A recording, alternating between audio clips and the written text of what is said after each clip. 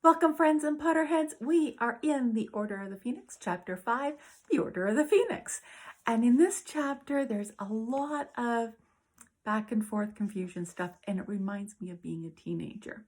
So in this chapter, we do have Sirius and we have Mrs. Weasley back and forth at each other because they both have in their heart, they believe that they have Harry's best interest.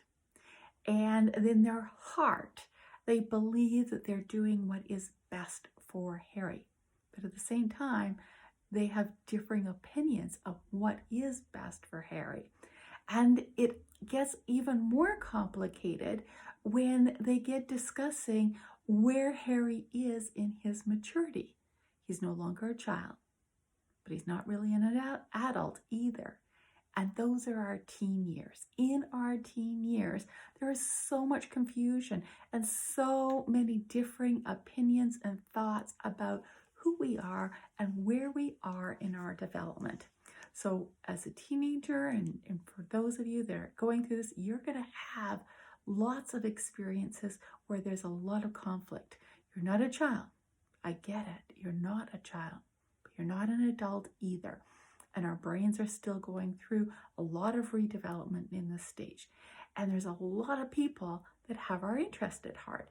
We have our parents, and sometimes each parent has a different perspective. So a godparent, a father, a mother, and step parent. Any of those people might have a different opinion from the other one. You have teachers, you have coaches, you have leaders in your community, all having difference of opinions. So how do you navigate that? Because that's a lot to take in when you're a teenager. So I want you to turn inwards. What are your values? What is important to you? What matters to you? But you need to connect with those values. So I have a values assessment that is in my book, Alamora, A Potterhead's Guide to Unlocking a Magical Life, and it's also in the workbook. Get connected to your values. And then once you are connected to your values, you can see who is aligning with your values and where you want to position your beliefs. And so you might decide that this person has my best interest with regard to this subject matter, but this other person has my best interest with a different subject matter. So if it's schooling, it might be the teacher has your best interest. If it is health and wellness, it might be a mom figure who is in your life that has your best interest, and not the teacher, not your dad, maybe not even your coach has your best interest. Look at who they are and where the values are resonating for each of those issues. And get really clear on those values.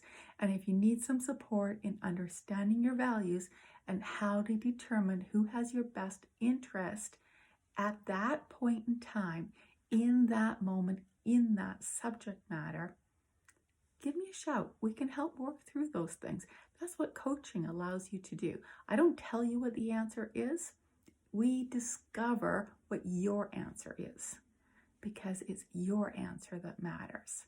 And I want you to get clear about that, because if you don't get clear about it now, you're going to become 30 and 40 and 50 years old and then have a complete breakdown because you have not been aligning with your values and making decisions that resonate for you and yourself and your inner well-being. And that's when we have these people who have midlife crises. We don't want that to happen to you. So this is an interesting chapter, a lot to discern here. Love to have you back next week. So we'll see you again. Take care.